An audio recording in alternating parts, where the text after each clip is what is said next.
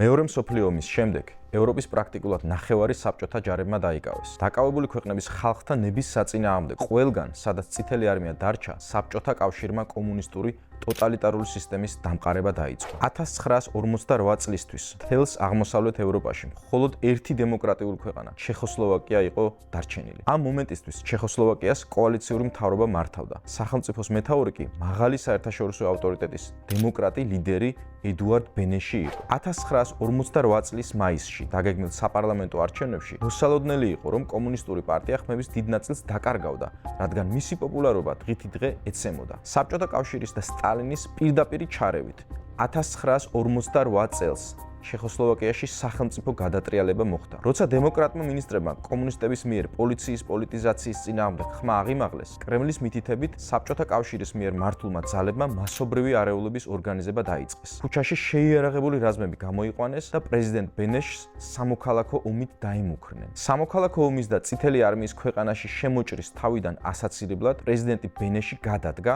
და კომუნისტური მთავრობის ფორმირებას გზა გაუხსნა. ერთადერთი არაკომუნისტი მინისტრი, საგარეო საქმეთა მინისტრი იან მასარიკი მკვდარი იპოვნეს.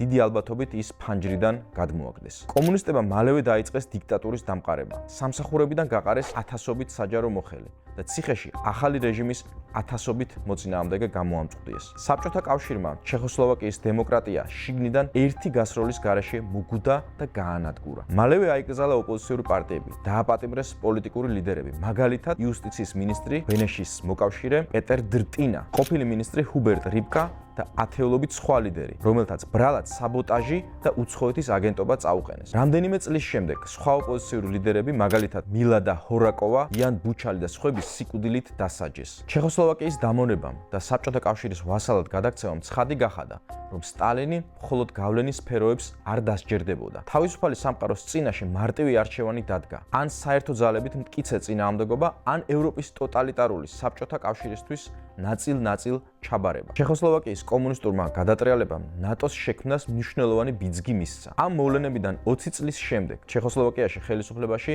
რეფორმატორი კომუნისტი ალექსანდრე დუბჩეკი მოვიდა.